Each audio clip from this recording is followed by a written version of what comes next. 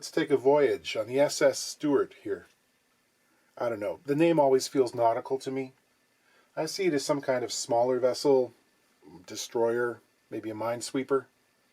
This guitar should really be wearing a small white sailor's cap. There, much better. SS actually stands for Samuel Swain Stewart, and I think he was mostly landlocked, unfortunately. He was born in Philadelphia in 1855. He had a music store there where he published sheet music, but also got into building. Not unlike Lyon and Healy, actually. I guess maybe just to put something else in the store, but he was not a guitar man. He was a banjo bro, through and through. Put quotation marks around this, but he really pushed to elevate the perception of the banjo away from minstrelsy and into the realm of classical music. Yeah, I mean, the first statement there's a lot to unpack, but the second is just funny. There was an actual joke on MASH in which Colonel Potter states that his wife Mildred only plays classical banjo. It was just as funny 100 years previous because, you know, people were trying to do this, make the banjo a classical instrument. In his publications, he started printing the word banjo with a Frenchified spelling. He put EAU on the end rather than just the plain O, so it's le banjo. It sounded like something you could play in the conservatory or the finishing school. Despite all this, his company was really well respected.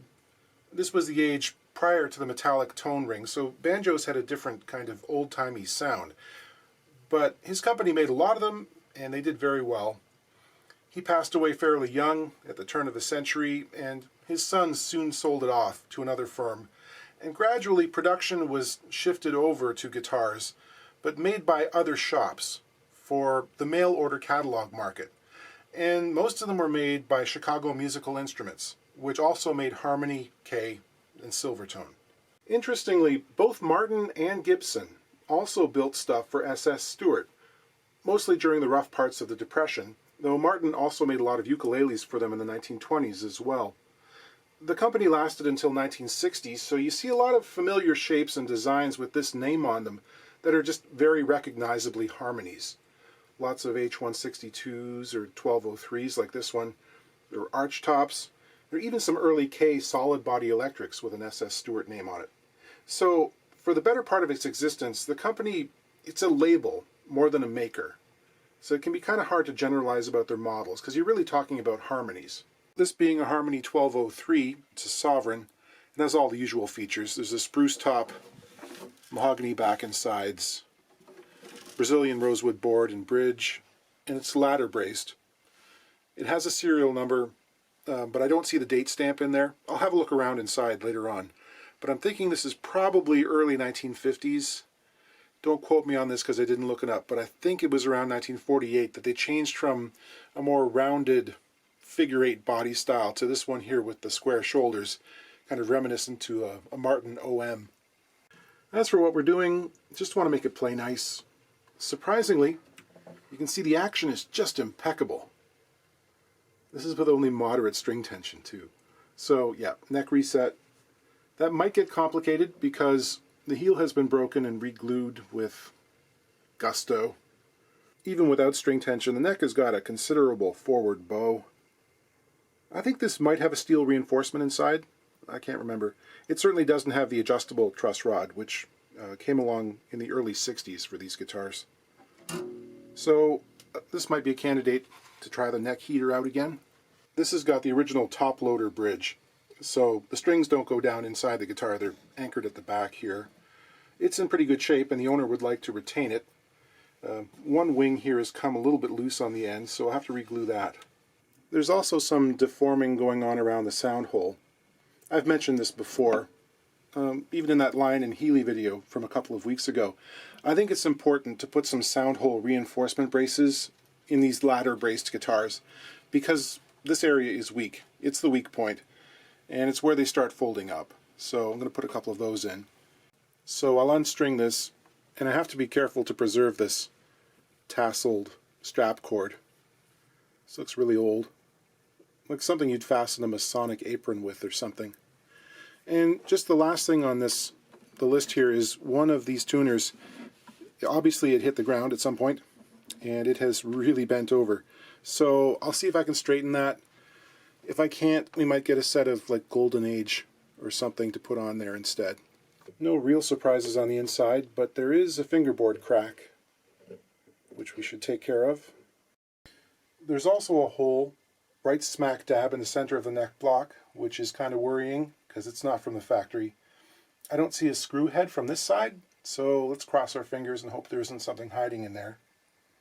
Oh, and that's not blood cascading down in a sanguinous river of vampiristic ecstasy. No, that's nasty old hide glue. Apparently they never ever cleaned out the glue pots. They just kept adding more. Somewhere out there's got to be a batch of harmonies with crystal clear squeeze out. Those would have been the ones made on the first day. The straight edge on the top of the frets should be level with the top of the bridge. In this case, it's somewhere below it. So this neck is pretty bad. With no string tension on the neck, the relief is in the range of about 13 thousandths, which is not great. We'd like it to be basically straight without strings on. So I'm going to get out the neck heater, and the last time I used it, I figured I had to push the neck into a back bow about 1.5 times the distance of the current relief to get it to sort of straighten out. So I'll make up some shims that are the thickness of the frets plus about 20 thousandths of an inch and see what that does. This is heat attempt number 1, letting it come up to temperature. I tighten the neck gradually into the bend over several minutes to give it a chance to get used to the idea. Well, that settles that. I was going to try and build a little bending jig like Dan Earlywine's, but I didn't even get that far. Finger pressure alone and it snapped right off. Usually it's the retaining blocks that'll let go, but in this case the shaft couldn't deal. I got this set here, which is of reasonable quality. I think that'll do pretty nicely. The thing is, like virtually every Sovereign I've ever worked on, this is missing the bushings. They must have been very loose at the factory because they're always gone. I'm just looking through my collection here to see what I have. I've got lots of chrome. I want nickel. I think these will do.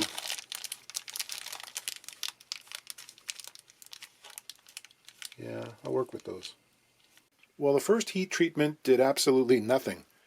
I recouped maybe 1/1000th of an inch on the relief. So I'm going to try this over again with heavier shims. I'm going to glue the bridge wing. It's just about 5mm loose on the very end. This is one of those times I don't mind just adding some glue and clamping it up because the old hide glue will rehydrate and it'll be fine. The second heating seems to have had an effect. I'm now looking at about 8 thousandths in the center of the board, which is better, but there are things to take into consideration. The first is I'm covering the entire length of the fingerboard with an 18-inch straight edge. Sometimes, and this is one of them, the end of the fingerboard can kick up slightly relative to the rest of the neck, something we call a rising tongue. And it's bound to happen in a case like this where the neck is folded forward so much, there's sort of a kink where it meets the body. That can create a false impression of what's really going on over the part of the neck that's free of the body and where we do most of the playing. If I use a shorter straight edge that only covers those frets and measure again, in the center I'm using a 3/1000 feeler gauge, which is, much different. The other thing is sometimes a high fret or two can skew the results. And as it turns out, in this case, the 6th fret, where I always measure, is slightly higher than the ones on either side of it. So, I think we can say for our purposes this neck is now straight, and we'll move on. Making sound hole braces again. I plane an edge, mark it to width with a marking gauge. The spruce will snap on the line. Then I can clean it up. And finally plane it to thickness. These will end up being about 3.5–4mm thick. Something to consider with these sound hole supports. If you figure at some point that you or someone else might want to install a pickup that uses one of those volume controls accessible at the edge of the sound hole, and a lot of them do these days, a lot of LR bags and all kinds of them. The position and dimensions of this brace become kind of important. Those units are installed with double-sided tape, so you need enough room and contact surface to really get a hold of. Something tall and close to the hole there, it's not going to work well, so I tend to go with low and wide to make that whole job easier.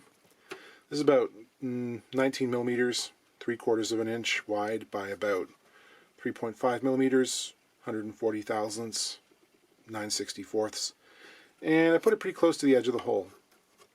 I'm going to splay outwards. This covers more lines of grain, which increases the stiffening effect, as does the triangle effect. I'm going to glue them in with flat cawls on the outside. In cases where the top was really weak or seriously collapsed, I might actually arch the gluing surface slightly, which would, it puts more pressure on the ends. It preloads it against the stress from above, sort of like an old-fashioned leaf spring. I figure out the angle pretty simply, knowing that this brace is perpendicular to the center line. I kind of use the end of the fingerboard as a guide here, and angle it towards the end of the bridge. So when this bridge rocks forward, that force is kind of directed in towards the top of the sound hole here. It's not unlike what happens with an X brace. Those usually cross the edges of the ends of the bridge. So I'll just, kind of line this up with the edge of the hole, back maybe 2.5, 3 millimeters, and just, make a mark. I'll cut 2 of them, and then it's a process of, going back and forth and cutting them to length so they fit between the 2 cross braces. When they're done, they fit snugly in between the braces. On harmonies and Ks, there's usually a crispy line of glue squeeze out alongside the brace, so I'll chamfer the ends slightly to clear that.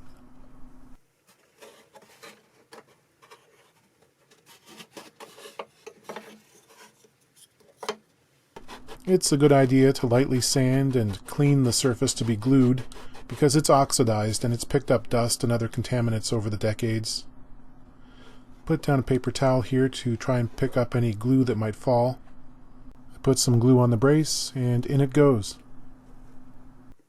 And that gets clamped in place with 3 clamps.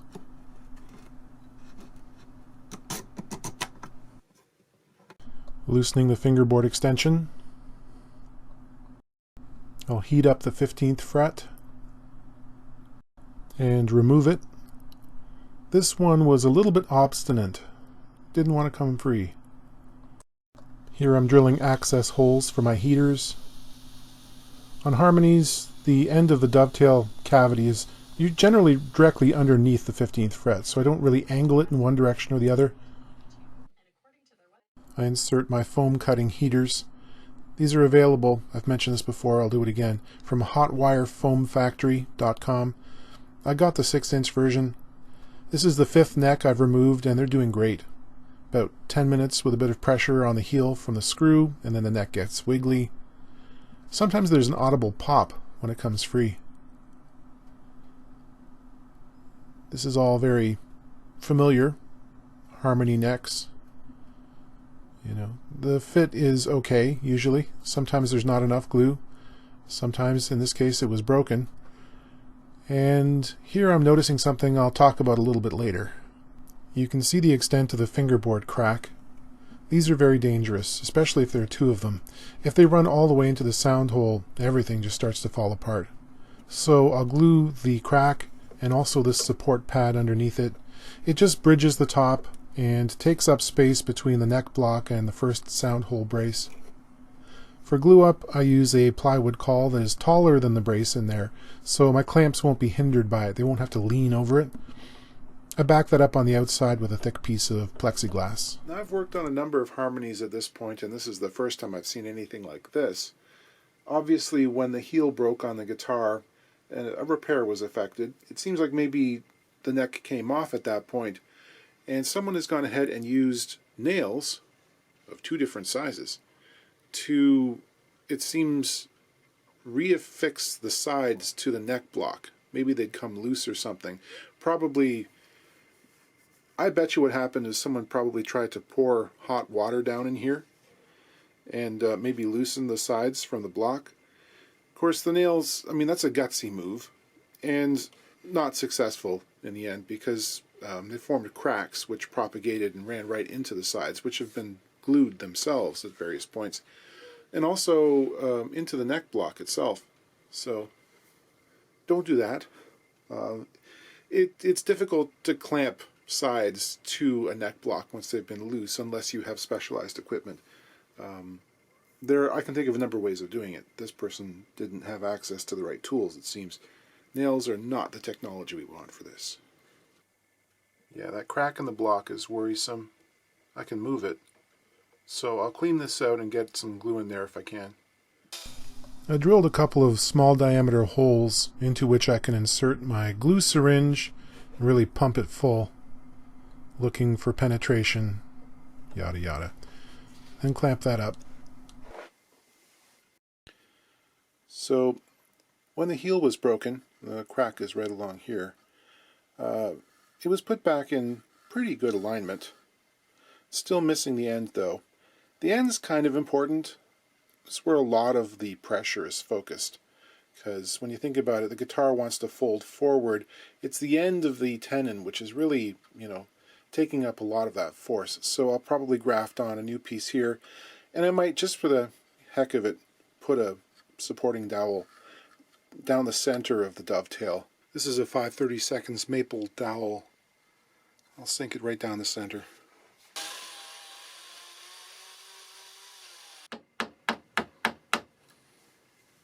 I chiseled and filed the end flat and made a mating piece, glued and clamped it up, and then sunk 2 more dowels on either side there just for added security before carving that to shape.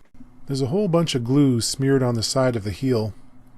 It'll be easier to remove that now rather than when it's back on the guitar. So I spent some time picking, scraping, and sanding it off, and then I shot 2 quick coats of lacquer just on the edge of the heel there to sort of unify the surface again and make it look more presentable. This is a pretty nasty situation. Aesthetic perfection is off the table, obviously. It's not a concern at this point. The thing is, if the mating surfaces on both the heel and the body aren't flat, fitting them together becomes super complex very fast. In this case, there's a lump in the middle, which means sandpaper pulling is only going to contact the center portion of the heel, which means every pull gets you farther and farther away from a decent fit. And, it's not a good fit to begin with, actually. I mean, there's a big gap at the end of the heel. So I really have to analyze the situation as I go. I'm going to pull the center nails out here because they're not helping us at all. This one is actually quite proud of the surface, and the area around them is rising up. So I'm going to put some super glue in this crack here, some thin viscosity stuff, and try and get those nails out. Yeah, I realize that by removing these nails I'm ruining the tone.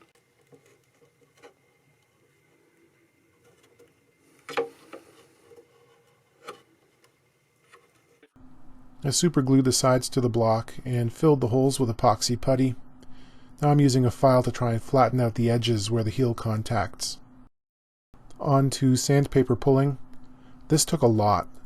The action must have been pretty high to begin with, but the broken neck block likely tipped forward as well, and the deforming of the soundboard is added to it. Checking progress.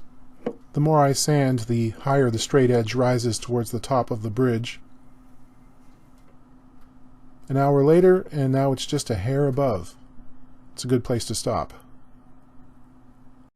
To make sure the run of the strings lines up with the bridge, I wrap some thread around the tuners and over the outside nut slots, line those up with the holes in the bridge, and I can see if I have to sand more on one side than the other and tip the neck over laterally. It happens sometimes. With the heel up tight against the end of the body here, take a second to appreciate just how high off the soundboard the fingerboard extension has ended up. There's a lot of angle there because I had to remove a lot of material off the end of the heel. Now obviously I have to make a shim to go under here. I'm going to make it slightly less of an angle so there'll be some fall away. I wouldn't want to glue this directly down to the top in this situation because, well, it would cause an extreme amount of distortion to the fingerboard for one thing. It's a big kink there, possibly even breaking it. The other thing is it would maybe distort the body and put a lot of tension on the end of the heel because you're basically pushing down on a lever here. So yeah, there's got to be some shims. Get some glue on the tenon. Last time I showed this, someone said I used too much glue, and it's not necessary if you have an interference fit, at which point I stopped reading. I have one shim already in the pocket. It's been glued in place. I press that together, quickly get a clamp on. It almost doesn't need a clamp. It's just sort of for insurance to make sure it doesn't move. Tapered shims. People asked why I use 3 rather than 1, and it's just easier to get a good fit all around because the top in this area is not perfectly flat, so there's some minor adjustment necessary from side to side. Reinstalling the fret. Usually removing it straightens it out slightly, so I go in and overbend it a little bit to make sure the ends are held down tightly. A little bit of glue on the fret tang, and then just tap it in place.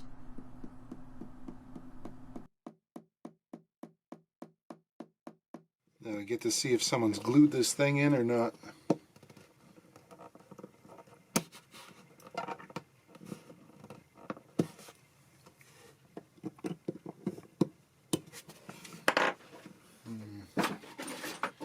Not looking good.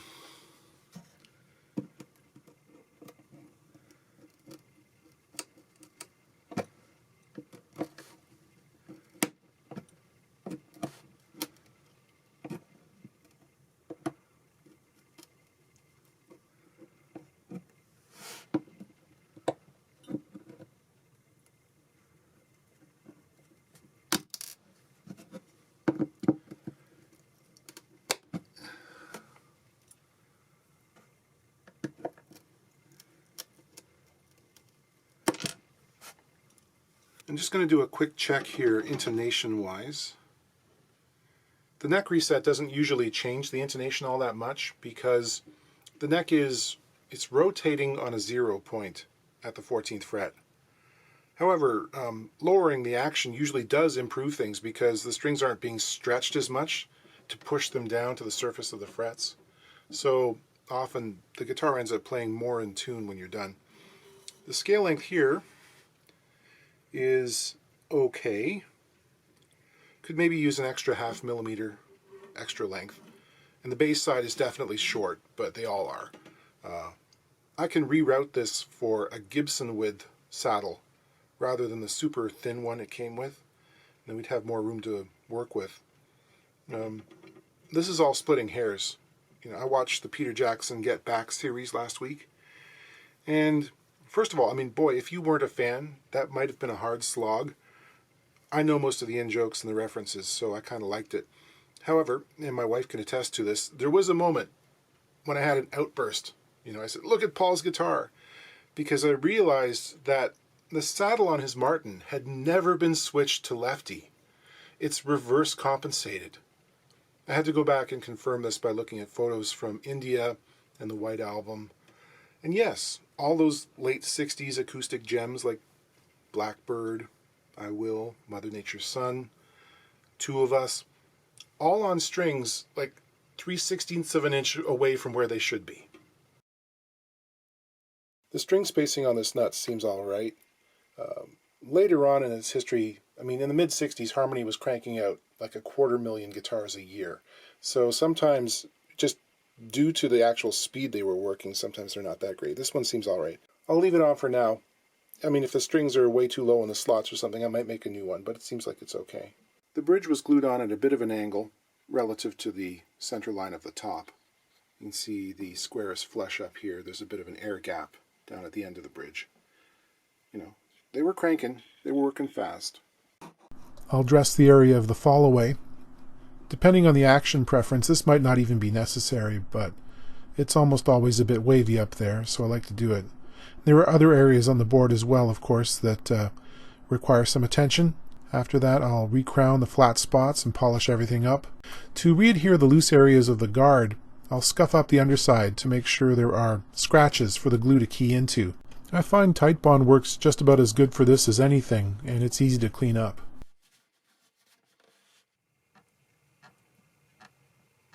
If you press on a guitar top and hear a sound like this, you know something's probably not going right inside. Yep, loose brace end. It's not tucked into the lining either, which I consider a no-no. So I got that glued up. When you're setting up one of these bridges, you got to be prepared to go through at least a couple of sets of strings, because you're going to put them on, figure out how tall the saddle is currently, take it down, then work on intonation points, and then, of course, every time you do that, you've got to take all the strings off the guitar, or at least loosen them to the point where you can get the saddle out. It takes longer than a standard pin bridge. So I start by doing just the outside strings to give me a gross measurement of the action on the outside, which is the lowest point in the saddle. We're currently sitting around 8/64ths, 7 on the treble, so I need to remove at least a 1/16 of an inch. If you try to play it in this condition with a completely flat saddle, you end up with a beautiful sitar sound.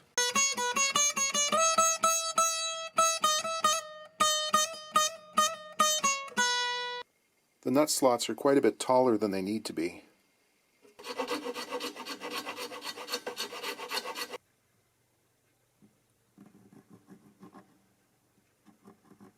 This is why I rerouted the saddle slot.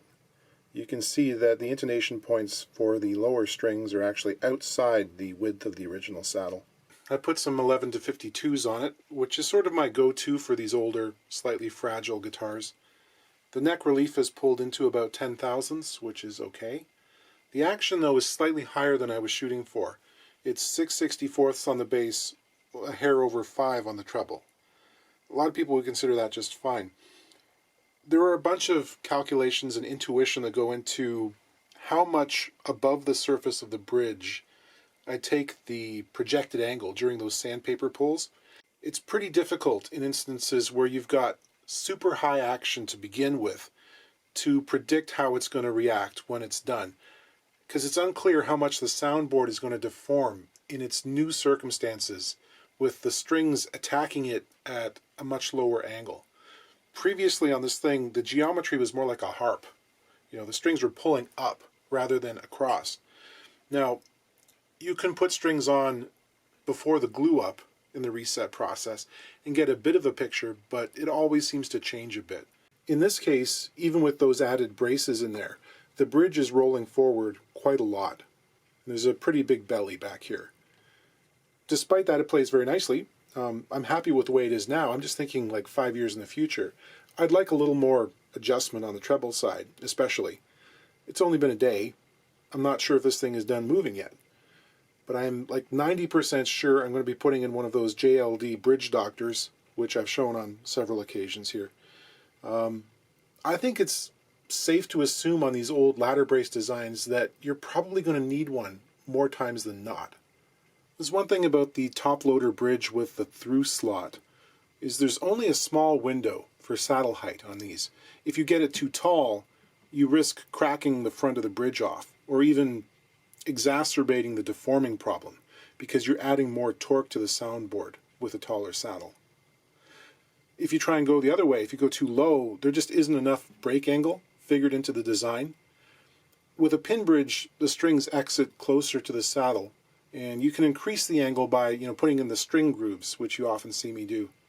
Here, the forward rotation is eating up the angle. So this was originally set for 5/64ths on the bass, 4 on the treble, and it pulled up enough to raise that almost a 32nd of an inch. So I had to file it lower. I'm pretty confident with the bridge doctor it'll bring it right back down, and I'll be making a new saddle at that point. But I'm going to let it settle in before going that route. This is part of the reason a lot of repair people stay away from these resuscitation type jobs, because it gets endless, and it's hard to charge for sometimes. I can break even on this one because most of you watched an ad at the start of this video. Someone else in this situation might have to go to the customer and say, hey, I can't afford to do any more for what we agreed upon, so it's just going to have to be the way it is. decent but not perfect. Doug Proper is a well-regarded repair guy, and I think he said it best. He said, "I'm not the one who's going to be rescuing every Harmony guitar in the world." And he charges for every part of an operation. There's no all-included deal with Doug. It's like something else comes up, bang, it's going on the list and you're paying for it. And at a certain point, it just doesn't make financial sense for anyone involved. So entering into this kind of job, you have to factor the possibilities in. Not every 70-year-old guitar is going to wind up perfect. It's like finding a 1952 Buick Super and trying to get it roadworthy. It's going to take a lot more time and effort than a car made in this century. It's going to be full of surprises, and it's still not going to perform like something fresh off the lot. But it sure has a lot of character. I think that's a pretty good analogy.